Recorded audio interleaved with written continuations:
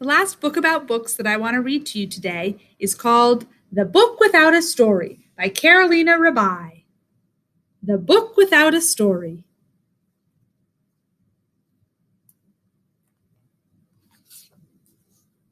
The library is a place that is full of stories. There are all sorts of stories to read there. Funny stories, scary stories, sad stories, and there are also the stories that the books tell about you.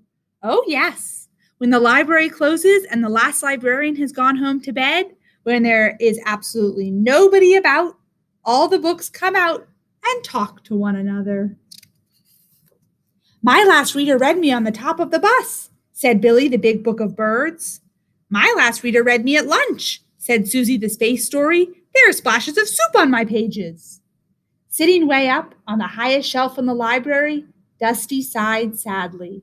They put me up here when I arrived, so no one has ever read me. I don't even know what kind of book I am. There's a girl called Sophie who comes in here all the time. She'd love to read you, said Marta, the book of maths puzzles. But how will she see me if I'm all the way up here? Said Dusty. Leave that to me, said Paul, the pop-up book of Paris. The rest of the books made a book ladder so that Paul could climb up to Dusty's shelf. The next morning, Sophie came into the library with her dad and her little brother Jake. As she was passing under Dusty's shelf, Paul opened his Eiffel Tower pages and popped Dusty off. Good luck, he said.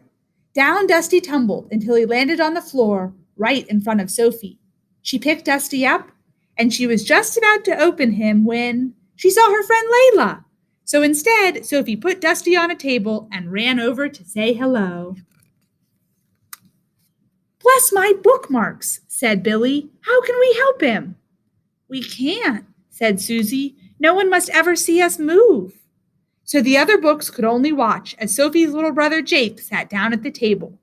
But Jake's never read anything, said Marta. He just draws. He won't even notice poor Dusty is there. But then a gust of wind blew in through the open window. Dusty's pages whispered in the breeze, sending out a little cloud of dust. Achoo! Sneezed Jake, and he looked over at Dusty. And there was a big picture of a dinosaur, just like the one he was drawing. So Jake pulled Dusty over and looked at the cover.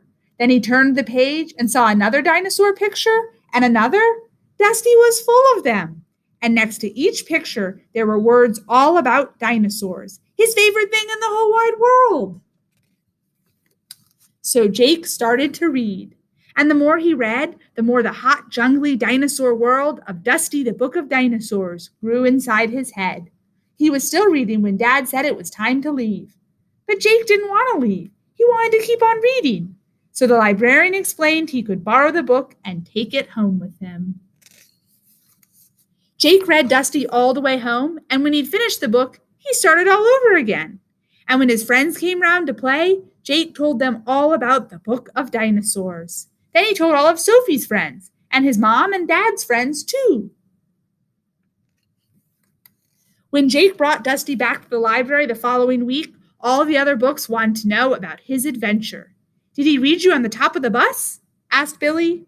Well, he read me in the car, at the kitchen table, in the bath, and secretly at night, said Dusty. Then he shared me with his friends. It was so much fun. But I wonder if anyone else will ever want to read me.